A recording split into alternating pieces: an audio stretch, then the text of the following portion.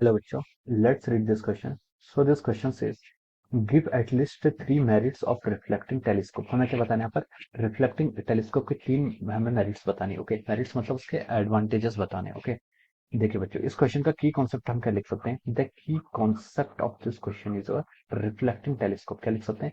Reflecting telescope is the key concept of this question. Okay, reflecting telescope. Okay, तो देखिए बच्चों, पहले तो हम समझते हैं टेलीस्कोप होता क्या है. टेलीस्कोप आपका एक ऐसा इंस्ट्रूमेंट होता है which is use to see the distant और फार ऑब्जेक्ट. जो हमें डिस्टेंट और फार ऑब्जेक्ट को देखने में यूज करते हैं, जो हमें एस्ट्रोनॉमिकल इवेंट होते हैं हमारे, या फिर हमारे जो मोशंस ऑफ गैलेक्सीज का motion, sorry, motions of the comets और प्लैनेट्स का जो मोशन होता है, उसे देखने के लिए हम क्या बोलते हैं? टेलीस्कोप का क्या करते हैं? यूज करते हैं. ओके, तो टेलीस्कोप आपका एक ऐसा ऑप्टिकल इंस्ट्रूमेंट होता है. क्या होता है? Telescope is an optical instrument जिससे क्या करते हैं? हम डिस्टेंट ऑब्जेक्ट क्या करते हैं? देखते हैं. Okay, optical instrument which is use to see the far object या फिर डिस्टेंट ऑब्जेक्ट का क्या करते हैं? हम यूज करते हैं. ओके, तो देखिए आपका रिफ्लेक्टिंग टेलीस्कोप है. रिफ्लेक्टिंग टेलीस्कोप है मतलब इट इज यूजिंग मिरर. यहाँ पर हम क्या कर रहे हैं? हम यहाँ पर मिरर्स का यूज करते हैं. टेलीस्कोप आपके दो टाइप्स के होते हैं, होता है रिफ्लेक्टिंग, होता है रिफ्रैक्टिंग. रिफ्रैक्टिंग किसकी प्रॉपर्टी होती है? लेंसेस का. तो जिस मिरर में हम क्या करते हैं? लेंसेस का यूज करते हैं, उसे रिफ्लेक्टिंग मिरर कहते हैं. और जहां पर हम मिरर्स का यूज करते हैं, such type of telescope, this is called our reflecting telescope. क्या कहते हैं उन्हें? रिफ्लेक्टिंग टेलीस्कोप कहते हैं. ओके, तो देखिए यहाँ पर आपकी जो आपकी रेज आ रही है वो कहाँ से आ रही है? और बहुत ही लार्ज डिस्टेंस से आ रही है. कहाँ से आ रही है? कोई डिस्टेंट ऑब्जेक्ट आती है. तो ये जो इमेज होती है, दे आर नियरली पैरेलल. ये जो आपकी सॉरी रेज होती हैं, रेज क्या होती है? आपके नियरली पैरेलल होती हैं. और they strike on a mirror. ये क्या करती है? आपकी मिरर पर क्या करती है? स्ट्राइक करती है. मिरर पर स्ट्राइक करने पर क्या होती है? एक किसी एक पर्टिकुलर पॉइंट पर क्या होती है? आपकी फोकस होती है. ओके, जिस पर्टिकुलर पॉइंट पर फोकस होती है, ओके, तो हम बोल सकते हैं कि आपका जो रिफ्लेक्टिंग टेलीस्कोप होता है, it work on the principle of reflection. Reflection का प्रिंसिपल पर क्या करता है? वर्क करता है. और it gather the light from the distant sources. जो आपके डिस्टेंट सोर्सेज से क्या आती है? आपकी जो पैरेलल बीम ऑफ लाइट आती है, उसको किसी एक पॉइंट पर क्या कहता है? गैदर करता है. और वहां पर हम किसके थ्रू देखते हैं? यहाँ पर एक होता है आपका आई पीस. होता है आई पीस के थ्रू क्या करते हैं? हम इस इमेज को क्या कहते हैं? देखते हैं. ओके, जो आपकी लाइट क्या होती है? गैदर होती है. वो क्या होती है? आपकी आई पीस पर क्या होती है? गैदर होती है. ओके, जिससे हम क्या करते हैं? इमेज को देख पाते हैं. ओके, तो देखिए अब हमसे यहाँ पर पूछा कि इसके हमें एडवांटेज बताने. ओके, तो देखिए सबसे पहला एडवांटेज तो यही है इसका रिफ्लेक्टिंग टेलीस्कोप का, कि हम यहाँ पर क्या करते हैं? मिरर का यूज करते हैं. Okay, mirror. ओके, मिरर का यूज कर रहे हैं मतलब यूजिंग मिरर, या फिर मिरर एडवांटेज लिख सकते हैं. ओके, तो देखिए जो आपका मिरर होता है, मिरर क्या होता है आपका? मिरर में आपके देखिए mirrors are free from the aberrations. इसमें आपके बाकी एबेरेशंस नहीं होते. ओके, मिरर में हम यहाँ पर मिरर भी कौन सा यूज करते हैं? मिरर में भी हम देखिए यहाँ पर पैराबोलिक मिरर का यूज करते हैं. किसका यूज करते हैं? पैराबोलिक मिरर का यूज करते हैं, जो आपका क्या होता है?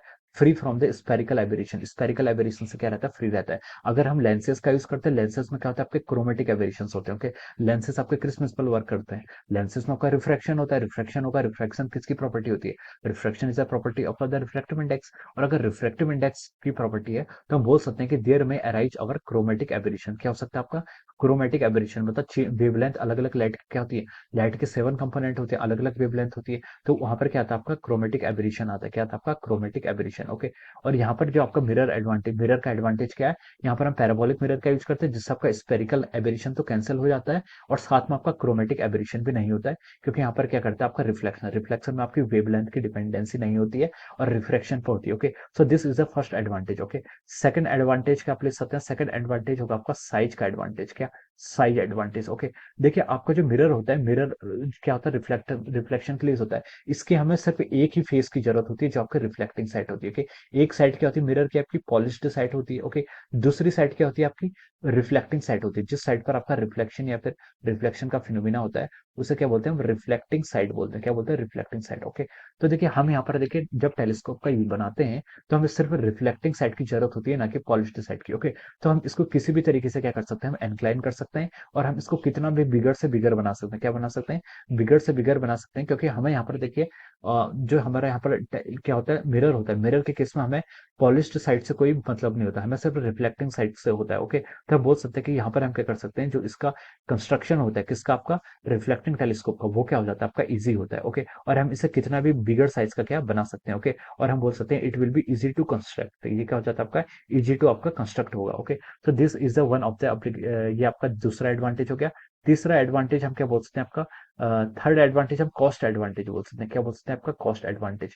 कॉस्ट एडवांटेज ही बोल सकते हैं या फिर मेंटेनेंस एडवांटेज ही बोल सकते हैं। ओके, जो आपके टेलीस्कोप्स होते हैं, टेलीस्कोप आपके मिरर पर काम करते हैं, किस पर वर्क करते हैं, आपके मिरर पर यूज करते हैं। ओके, तो आपके जो मिरर होते हैं वो आपके ऑप्टिकल ग्लासेस से बनते हैं। ओके, तो उनकी जो कॉस्ट होती है, इनकी जो कॉस्ट होती है वो क्या होती है, लो होती है। कॉस्ट होती है low compare to the cost, low compared to the lenses, compare to the lenses. Okay, जो आपकी मिरर होती है, मिरर की कॉस्ट क्या होती है, लो होती है as compare to the lenses. Okay, तो हम बोल सकते हैं यहाँ पे क्या होते हैं, एक्सपेंसिव नहीं होते। Okay, they are less expensive as compare to the lenses. जो हम लेंसेज के लिए हमें क्या करना पड़ता है, वहाँ पर रिफ्लेक्टिंग सरफेस चाहिए होती है, और वो क्या होती है आपकी थोड़ी हाईली, उसकी कॉस्ट क्या होती है, ज्यादा होती है। ओके, और तीसरा आपका क्या होता है, मेंटेनेंस का। ओके, मेंटेनेंस डिसएडवांटेज तो है ही आपका किसके केस में, मेंटेनेंस का एडवांटेज रहता है हमें रिफ्लेक्टिंग टेलीस्कोप के केस में। Okay, so these are the three advantage of reflecting telescope over a refracting telescope. Okay, so these are the three merits. Okay, these are the three merits of reflecting telescope over refracting telescope. Okay,